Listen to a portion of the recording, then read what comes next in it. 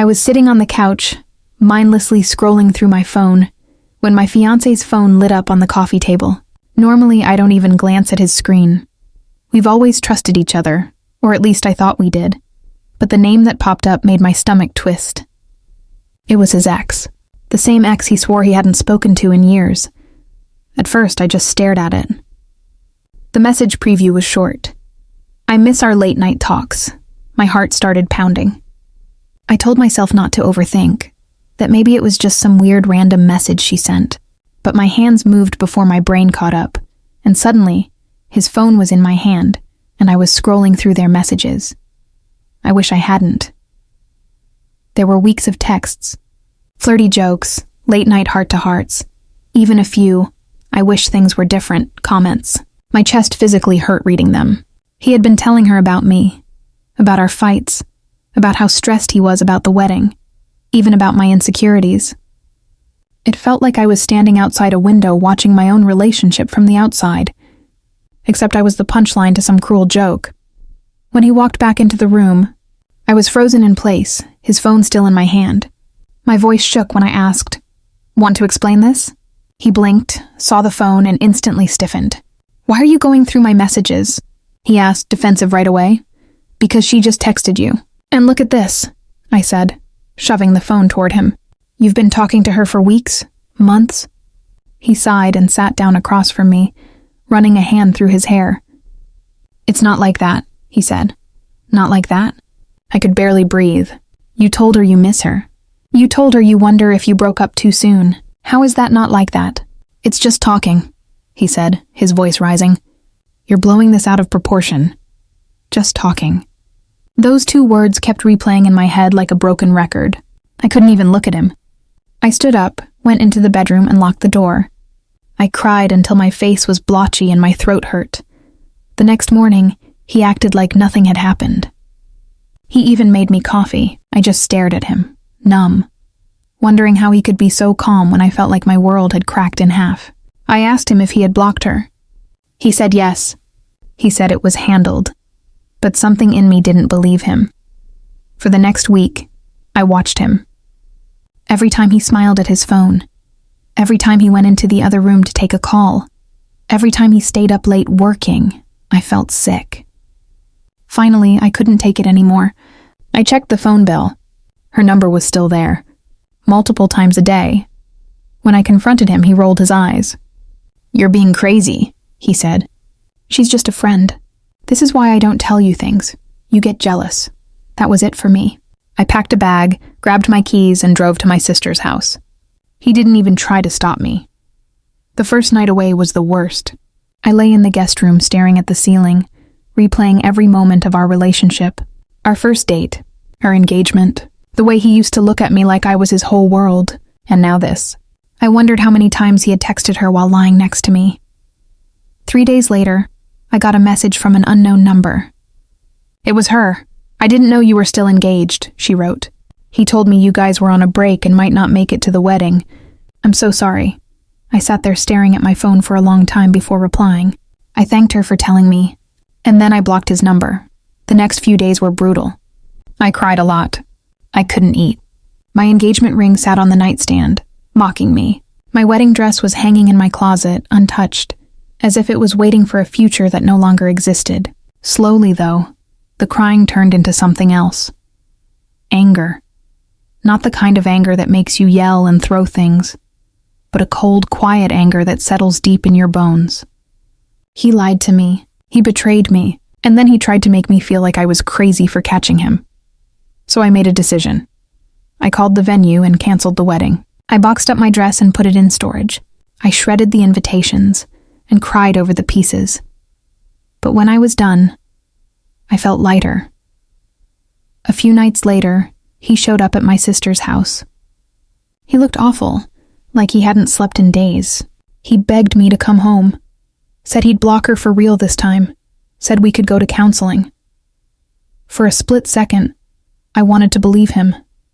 I wanted to believe we could fix it, that this was just a bump in the road. But then I remembered the late-night texts, the lies, the way he called me crazy. I handed him the ring. "You already made your choice," I said.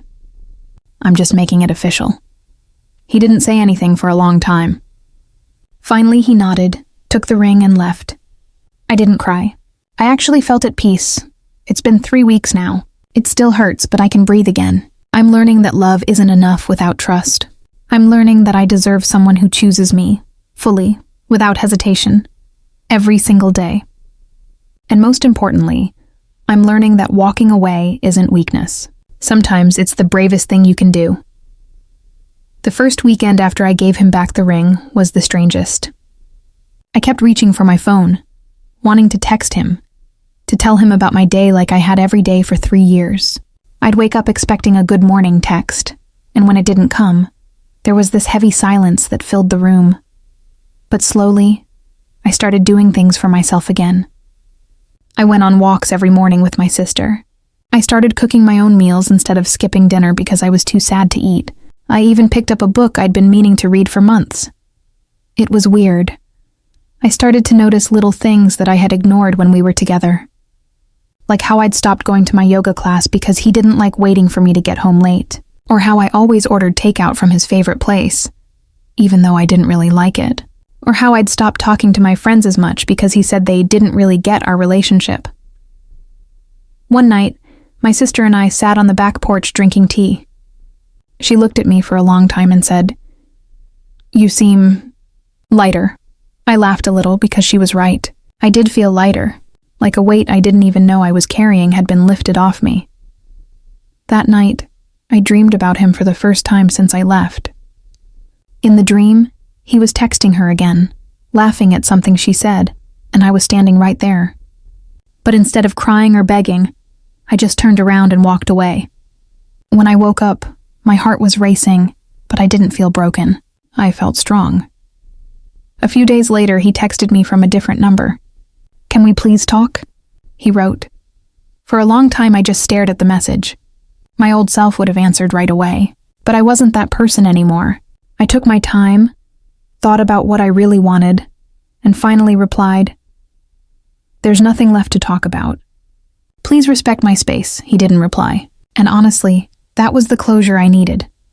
I decided to go back to our apartment one last time to get the rest of my things. Walking in felt strange. The place smelled the same, his cologne, the candle we used to light on movie nights, but it didn't feel like home anymore. I packed my books, my favorite mugs, the throw blanket I bought last winter. I found one of his hoodies in the laundry basket, and for a second I just held it, pressing my face into it. Then I folded it neatly and left it on the couch. As I was about to leave, I noticed his phone sitting on the counter. A notification lit up the screen. Her name again. I didn't open it this time. I didn't need to. Whatever was in that message wasn't my problem anymore. When I got back to my sister's house, I sat on the floor with all my boxes around me and just cried. Not because I wanted him back, but because this chapter of my life was really over. It was a release. In the weeks that followed, I started doing more things for myself. I signed up for a cooking class. I reconnected with my college friends and had brunch with them for the first time in forever. I even started journaling every night, just writing down my thoughts and feelings so they wouldn't sit in my chest like stones. And you know what? I started to smile again. Real smiles. Not the fake ones I used to plaster on my face to convince him, and maybe myself, that I was okay. I don't know what he's doing now. Maybe he's with her. Maybe he's alone. I don't care. That's not my story anymore. My story is about me now. A few nights ago, I went out with some friends to a small concert downtown. It was just a local band, nothing fancy. But when they started playing, I felt something shift inside me. I wasn't thinking about him. I wasn't thinking about her. I was just there, laughing, singing along, enjoying the moment. It hit me then. I survived. I thought losing him would destroy me. I thought calling off the wedding would be the worst thing I'd ever go through, but it wasn't. It was the thing that saved me. I still believe in love. I still want to get married someday. But I'll never ignore the red flags again. I'll never let someone make me feel small for asking for honesty. And I'll never settle for someone who keeps one foot in the past while promising me a future. Because I know now, I'm worth more than that. And if anyone reading this is in the same place I was a month ago, wondering if you should stay, wondering if you're overreacting, wondering if maybe you're the problem. You're not. Trust your gut. Believe what you see, not what they tell you. Leaving was hard, but staying with someone who lies to you is harder. Like, share, and subscribe.